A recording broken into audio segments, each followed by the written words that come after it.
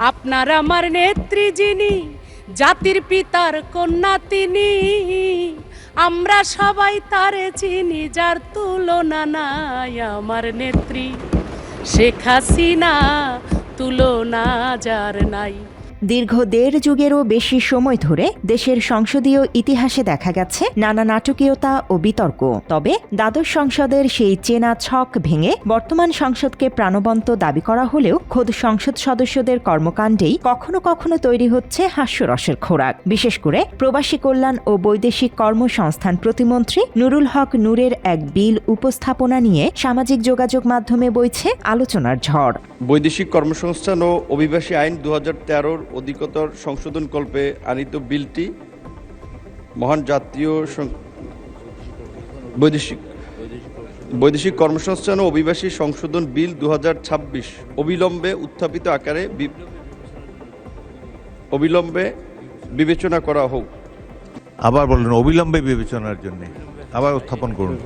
নূরের ঘটনার কারণে অনেকেই সামনে আনছেন সংসদে মমতাজের গানের মতো তৎকালীন স্বৈরাচার প্রধানমন্ত্রী হাসিনাকে অতি মানবিক বিশেষণে ভূষিত করা কিংবা হজরত উপাধি দেওয়ার মতো ঘটনাকে। আমি হৃদয়ের গভীরতম প্রদেশ থেকে তাই শেখ হাসিনার নাম উচ্চারণের পূর্বে তার প্রতি সম্মানসূচক একটি শব্দ উচ্চারণ করতে চাই, সেটি হচ্ছে হজরত শেখ হাসিনা। তবে দৃশ্যপটের পরিবর্তন হলেও কাটেনি সংসদীয় কার্যক্রমের অপেশাদারিত্ব। যদিও আগের সংসদের মতো ন্যাক্কারজনক কোনো ঘটনা ঘটেনি বর্তমান সংসদে, কিন্তু ত্রয়োদশ সংসদের ভেতরকার বিভিন্ন চিত্র সাধারণ মানুষের কাছে মাঝে মধ্যেই হয়ে উঠছে দৃষ্টিকটু। বিশেষ করে তথ্য উপস্থাপনায় সংসদ সদস্যদের অসংলগ্নতা তৈরি করছে নতুন বিতর্ক। সম্প্রতি জাতীয় সংসদে বৈদেশিক কর্মসংস্থান ও অধিবাসী আইন ২০২৬-এর সংশোধনী বিল উপস্থাপনের সময় প্রবাসী কল্যাণ ও বৈদেশিক কর্মসংস্থান প্রতিমন্ত্রী মোহাম্মদ নুরুল হক নূরের তোতলামি, খেই হারিয়ে ফেলা এবং বারবার ভুল করার দৃশ্য। তবে এই ঘটনায় অনেকে প্রতিমন্ত্রীকে উপহাস করলেও কেউ কেউ বিষয়টিকে দেখছেন প্রথমবার বিল উপস্থাপনার স্বাভাবিক জড়তা হিসেবে। এবং সাথে সাথে পটুয়াখালী মেডিকেল কলেজের নাম শেখ রাসেল। বৈদেশিক কর্মসংস্থান ও অভিবাসী সংশোধন বিল ২০২৬ অবিলম্বে উত্থাপিত আকারে। শুধু নুরুল হক নূরই নন, বর্তমান সংসদের অনেক সদস্যই গুরুত্বপূর্ণ ইস্যুতে বক্তব্য দিতে গিয়ে খেই হারিয়ে ফেলছেন বলে আলোচনা উঠেছে। মাত্র ৩০% টাকায় জমির মালিক হয়ে নতুন বাংলাদেশের গড়ে তোলার স্বপ্ন দেখা বাংলা বসতি। পানি সম্পদ মন্ত্রী শহীদ উদ্দিন চৌধুরী অ্যানি সংসদে স্পিকারকে নিজের নামে হ্রস্ব ইকার এবং দীর্ঘ ইকারের বানান ভুল ধরিয়ে দিলে সে সময় অট্টহাসিতে ভেঙে পড়েন বাকি সংসদ সদস্যরা। এখানে আমার নাম শহীদ উদ্দিন চৌধুরী অ্যানি, উদ্দিনে রস্মিকার দীর্ঘিকার হবে মাননীয় স্পিকার। একইভাবে জাতীয় সংসদের ডেপুটি স্পিকার কায়সার কামাল জামালপুর ৩ আসনের সংসদ সদস্য মুস্তাফিজুর রহমান বাবুলের নাম ভুল করে বাবলু বলায় তাৎক্ষণিক সংশোধন ও মাফ চাওয়ার ঘটনা ঘটেছে। স্পিকার বাবলু হিসেবে সম্বোধন করলে সংসদ সদস্য নিজের নাম বাবুল বলে সংশোধন করে দেন। মজা করে অনেকেই এই ঘটনার ভিডিও শেয়ার করেছে সামাজিক যোগাযোগ মাধ্যমে। এই পর্যায়ে আলোচনা অংশগ্রহণ করবেন জামালপুর ৩ আসন থেকে নির্বাচিত মাননীয় সংসদ সদস্য জনাব মোহাম্মদ মুস্তাফিজুর রহমান বাবলু।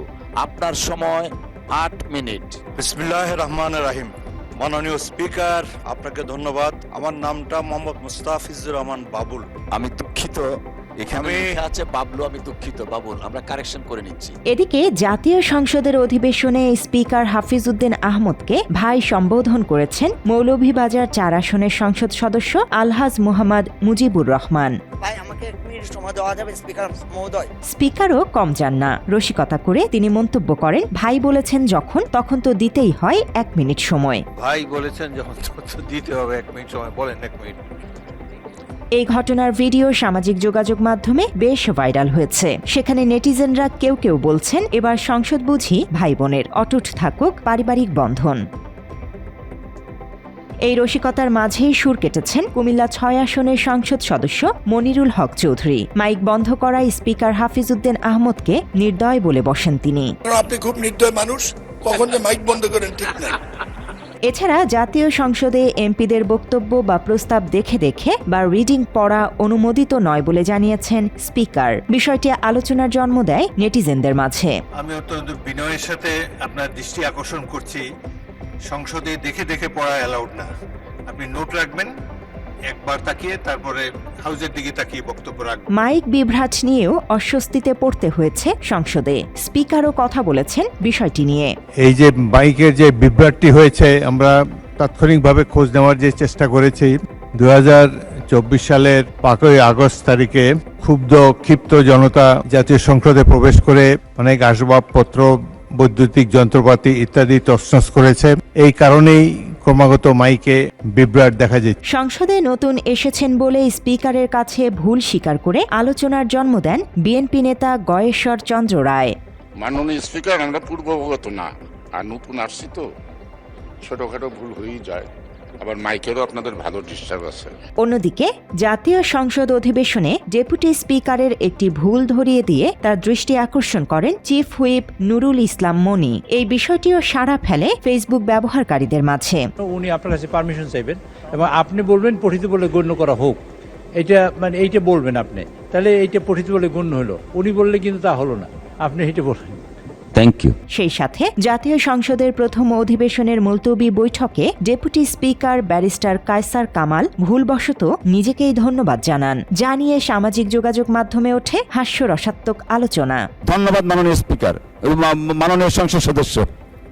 আলোচনায় রয়েছেন স্বরাষ্ট্রমন্ত্রী সালাউদ্দিন আহমদও। একটি বিল পাশের সময় তার বক্তব্যের প্রেক্ষিতে স্পিকারের সেই শ্লেষাত্মক মন্তব্য, জাতি পরিষ্কার আছে আমরাই ময়লা করি, যেন এক বড় আয়না ধরেছে বর্তমান সংসদীয় সংস্কৃতির সামনে। আমি জাতিকে পরিষ্কার করার জন্য এই কথাগুলো বলছি। জাতি পরিষ্কার আছে, ধন্যবাদ। ত্রয়োদশ জাতীয় সংসদের অধিবেশনে কুমিল্লা 4 আসনের সংসদ সদস্য হাসনাত আব্দুল্লাহ স্বরাষ্ট্রমন্ত্রীর নাম বলা নিয়ে শুরু হয় পিতা পুত্রের বয়সের হিসাব। সেখানে মাননীয় স্বরাষ্ট্রমন্ত্রী যখন সংসদে এসেছেন 1991 সালে, আর আমি জন্ম হয়েছি 1998 সালে, তো সেই জায়গাতে যদি সালাউদ্দিন সাহেবকে প্রশ্ন করলে আবার কখন নোটিশ দেওয়ার কথা বলে ফেলেন, তো সেই বিষয়টা নিয়ে সবসময় আমরা একটু সংকোচে থাকি। আর একটা বিষয়, যদি সম্বোধন করার ক্ষেত্রে যদি ভুল হয়ে থাকে সেটা আমি অ্যাকনোলেজ করছি, কারণ আমার এই সংসদে আমি আসছি, আমার 27.5 বছর বয়স। সেখানে মাননীয় স্বরাষ্ট্রমন্ত্রী যখন সংসদে এসেছেন 1991 সালে, আর আমি জন্ম হয়েছি 1998 সালে, তো সেই জায়গাতে যদি কনভেনশনাল যে ভুল আছে আমরা সেগুলো সংশোধন করতেও রাজি।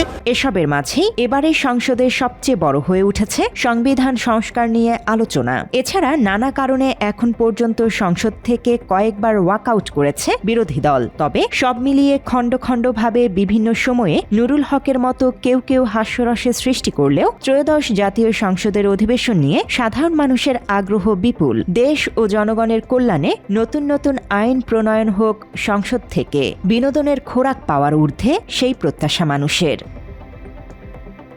News desk, Bangla addition.